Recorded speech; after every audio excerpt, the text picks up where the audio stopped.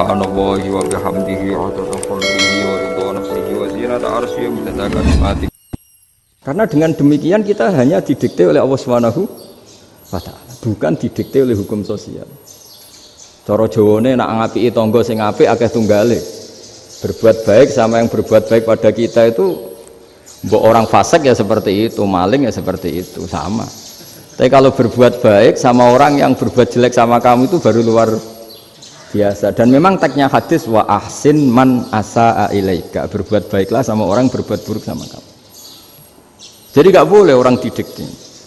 Makanya ngaji di sini diantaranya saya akan cerita dalam sebuah hadis sahih, dalam hadis hasan yang diriwayatkan Imam Tirmidzi, ada kalimat dari Rasulullah Shallallahu Alaihi Wasallam, dawe Nabi, la takunu imma'atan taquluna in ahsanan nasu ahsanna wa in dzalamu dzalamna walakin watti'u anfusakum in ahsanan nasu an tuhsinu wa in asa'u alla tazlimu. Kamu jangan jadi orang yang mudah diombang-ambingkan oleh orang sekeliling kamu, yaitu kamu mengatakan jika orang baik ke saya akan baik, jika orang buruk ke saya juga akan membalas buruk. Itu namanya Anda didikte. Tapi berkomitmenlah kamu akan berbuat baik meskipun orang lain berbuat buruk. Nah sekarang logika sosialnya begini, kalau di Indonesia itu ada 1000 kiai, ada 1000 profesor yang ingin membenahi Indonesia, rata-rata orang awam itu semau gue, terus mereka mendikte kita, perilakunya nggak simpatik, perilakunya jengkelin, terus 1000 profesor ini ikut jengkel, itu kira-kira jadi solusi apa goblok bareng? Sama 1000 kiai ini ikut jengkel, ini jadi solusi apa goblok bareng? Goblok bareng. Nah problem sekarang kita ini biasa didikte orang bodoh. Nah makanya ciri khas orang muslim itu kata Nabi, mangkana yu'minu billahi wal yaumil akhir. Jadi baik tetangga karena perintahnya Allah dan Rasul. Pentingnya apa? Bedanya karena berbuat baik ini perintahnya Allah, mbok tonggo apik lah kita tetap apik karena perintahnya Allah dan Rasul. Begitu juga dengan hubungan dengan istri, dengan anak. Mbok bojomu lagi cerewet lah ya tetap apik. Karena dengan cara itu kita hanya tunduk kepada Allah dan Rasul. Tapi kalau kamu, istri saya kalau baik ya saya baik, kalau enggak ya enggak. Berarti Anda didikte oleh perilakunya dia. Itu latihan, ya kalau dalam bahasa pondok latihan jadi wali itu yang paling berat itu. Nabi itu kalau sama orang munafik itu sabarnya Masya Allah, padahal Nabi perso kalau orang itu orang munafik. Karena dengan cara seperti itu, bahwa kebaikan Nabi pada seseorang itu atas perintahnya Allah dan Rasul, bukan atas nama servis. Kalau Nabi hanya baik kepada Abu Bakar, itu mungkin orang bilang wisadune wong Abu Bakar baik sama Nabi. Tapi kalau Nabi baik sama orang munafik, Abdullah bin Ubay bin Salul, itu kalau nggak perintahnya Allah dan Rasul itu nggak bisa. Nah ini cobalah berlatih seperti itu sehingga kita tidak mudah didikte. Ya saya ulang lagi, nggak mudah apa? Didikte. Maka di antara kebaikan Allah dan Rasul adalah bahkan orang dolim saja diberi jatah rahmat. Makanya tadi seperti mukadimah yang dibaca Pak Haris tadi, agama ini rahmatan lil alamin. Orang yang dolim saja dapat jatah apa?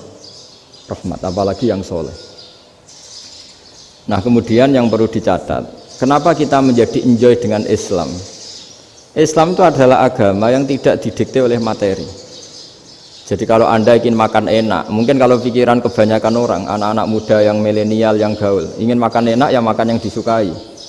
Misalnya sate atau bakso Malang atau apalah. Kalau orang-orang yang jadi wali nggak gitu cara berpikir. Ini yang masih orisinil. Ditanya, ini dunia baru kesulitan makanan, baru resesi. Cara makan enak gimana? Jawabannya lucu. Ya gampang, idamuhu alju. Idam itu lauk. Kalau kamu ingin makan lauknya paling enak apa? Alju. Kamu harus lapar banget. Sampai kalau puasa itu melihat tempe itu wah luar biasa. Tapi kalau kamu nggak puasa, air putih itu nggak menantang. Tapi kalau puasa, tempe air putih itu menarik dan Anda tetap lahap. Apa? Karena lauk terbaik adalah alju, yaitu lapar. Nah tapi kita ini enggak. Kita ini kayak orang bodoh.